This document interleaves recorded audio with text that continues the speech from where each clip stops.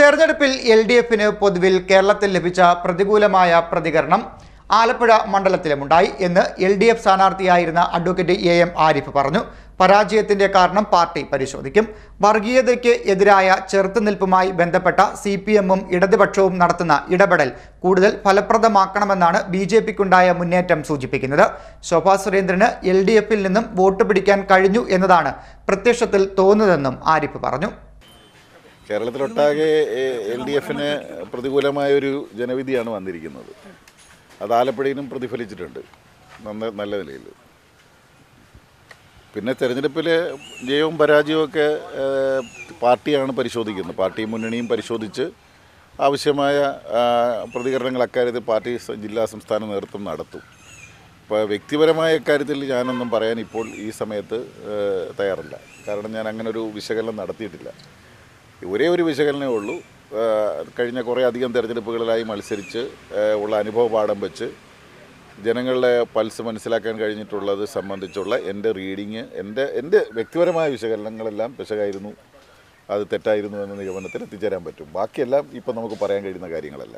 വർഗീയതയ്ക്കെതിരായിട്ടുള്ള പോരാട്ടത്തിൽ CPM ഇടതുപക്ഷ ജനാധിപത്യ മുന്നണിയും കുറേ കൂടി ജാഗ്രതയോടുകൂടിയ ഇടപെടൽ നടത്തണം എന്നാണ് ആ വോട്ടിൻ്റെ വർധനവ് സൂചിപ്പിക്കുന്നത്. അതാണ് ഇപ്പോൾ പറയാൻ കഴിയുന്നത്. ഇപ്പോൾ രണ്ടാമതായി പിന്നെ ചില മണ്ഡലങ്ങൾ വന്നു എന്നൊക്കെ പറഞ്ഞല്ലോ ശോഭാ സുരേന്ദ്രൻ. അപ്പോൾ അവർ പിടിച്ച വോട്ട് നല്ല തോതിൽ LDFൽ നിന്നും കുറച്ച് വോട്ട് പിടിച്ചിട്ടുണ്ടാവണമെന്ന് കരുതുന്നു. അപ്പോൾ സ്വാഭാവികമായി അത്രയും പിടിക്കില്ല എന്നൊക്കെയായിരുന്നു. ഇപ്പം അതല്ല വിശകലനം ചെയ്താലേ പറയാൻ കഴിയത്തില്ല. അങ്ങനെയാണോ എന്ന് തന്നെ പോലും ഇപ്പോൾ തറപ്പിച്ച് പറയാൻ പറ്റത്തില്ല. എൻ്റെ ഒരു പ്രാഥമികമായ ഇതാണ്, അവർക്ക് അത്ര വോട്ട് പിടിക്കാൻ കഴിഞ്ഞതിൽ UDFൽ നിന്നും LDFൽ വോട്ട് പിടിച്ചിട്ടുണ്ടാകും. പക്ഷേ LDFൽ നിന്ന് കൂടി പിടിച്ചിട്ടുണ്ടാകുന്നതുകൊണ്ടാണ് അത്രയും വ്യത്യാസം LDFന് വന്നിട്ടുള്ളതെന്ന് ഇപ്പം പ്രത്യക്ഷത്തിൽ തോന്നുന്നത്. CPM ശക്തി കേന്ദ്രങ്ങളിൽ വോട്ട് പോയിരിക്കുന്നത് ആ UDFനാണോ അതോ പിന്നെ ശോഭാ സുരേന്ദ്രനാണോ എന്ന് കുറച്ചുകൂടി ഓരോ പഞ്ചായത്ത് വൈസ് പരിശോധിച്ചാലേ നമുക്ക് മനസ്സിലാക്കാൻ പറ്റത്തുള്ളൂ. കാര്യം LDFൻ്റെ ഏറ്റവും ശക്തി കേന്ദ്രമായ ചേർത്തലയിൽ പോലും നമ്മൾ ആ പ്രതീക്ഷിച്ചതിൻ്റെ അടുത്തെങ്ങും എത്തിയില്ല. അപ്പോൾ സ്വാഭാവികമായി എല്ലാ മണ്ഡലത്തിലും കുറച്ചിട്ടുണ്ട്. അപ്പോൾ ഓരോ മണ്ഡലത്തിൻ്റെയും പ്രത്യേകം എടുത്ത് പരിശോധിച്ചാൽ മാത്രമേ, വിശദമായി പരിശോധിച്ചാലേ അത് സംബന്ധിച്ച് പറയാൻ കഴിയത്തുള്ളൂ. ജയിച്ചാലും പരാജയപ്പെട്ടാലും പാർട്ടി അത് പരിശോധിക്കും. ജയിച്ചതിന് ശേഷവും അതുപോലെ തന്നെ ശക്തമായ വിശകലനം നടത്തിയാണ് കഴിഞ്ഞ തെരഞ്ഞെടുപ്പിൽ ജയിച്ചപ്പോൾ പോലും എന്തുകൊണ്ടാണ് നമ്മൾ മറ്റ് പല മണ്ഡലങ്ങളും പരാജയപ്പെട്ടതെന്നും വളരെ വിശദമായ പരിശോധന നടത്തി പാർട്ടി എത്തിയിട്ടുണ്ട്. അതിൻ്റെ അടിസ്ഥാനത്തിൽ നടത്തിയ പ്രവർത്തനത്തിൻ്റെ അടിസ്ഥാനത്തിലാണ് നിയമസഭാ തെരഞ്ഞെടുപ്പിൽ വലിയ പ്രവചനം നടത്തിയ ആ പ്രവചനങ്ങളെ എല്ലാം അട്ടിമറിച്ചുകൊണ്ട് വലിയ ഭൂരിപക്ഷത്തിലേക്ക് സംസ്ഥാന ഗവൺമെൻറ് അധികാരത്തിൽ വന്നത്.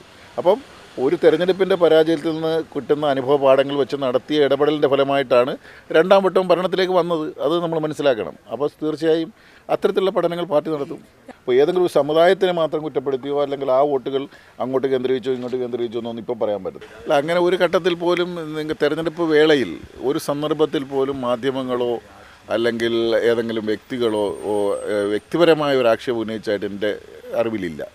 നിങ്ങൾ പോലും ശ്രദ്ധപ്പെടുത്തിയിട്ടില്ല. അല്ലെങ്കിൽ ഇന്ന ആരോപണം ഉന്നയിച്ചിരിക്കുന്നു, അതിനെന്താ പ്രതികരണം വേണ്ടത്, പ്രതികരിക്കുന്നുണ്ടോ എന്ന് നിങ്ങൾക്ക് പോലും ചോദിക്കേണ്ട അവസരം ഉണ്ടായിട്ടില്ല.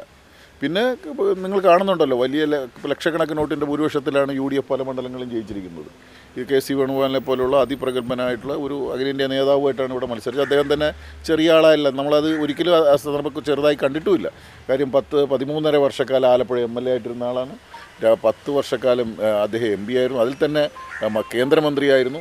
ഈ ബന്ധങ്ങളും കാര്യങ്ങളൊക്കെ അദ്ദേഹത്തിനുണ്ട്. അപ്പോൾ അത് കൂടി ഉള്ള മണ്ഡലത്തിലാണ് ഈ മറ്റ് മണ്ഡലങ്ങളുമായി താരതമ്യം ചെയ്താൽ അത്ര കണ്ട് ആകാതെ, ഇപ്പോൾ എറണാകുളമായിട്ടൊക്കെ താരതമ്യം ചെയ്താൽ, അല്ലെ കൊല്ലം, ഈ മണ്ഡലത്തോട് ചുറ്റിപ്പറ്റി കിടക്കുന്ന കൊല്ലവും എറണാകുളവും എടുത്താൽ അവിടെയൊക്കെ 2 ലക്ഷവും 1.5 ലക്ഷത്തിൻ്റെയൊക്കെ വോട്ടിൻ്റെ വ്യത്യാസത്തിലാണ് UDF സ്ഥാനാർത്ഥി ജയിച്ചത്.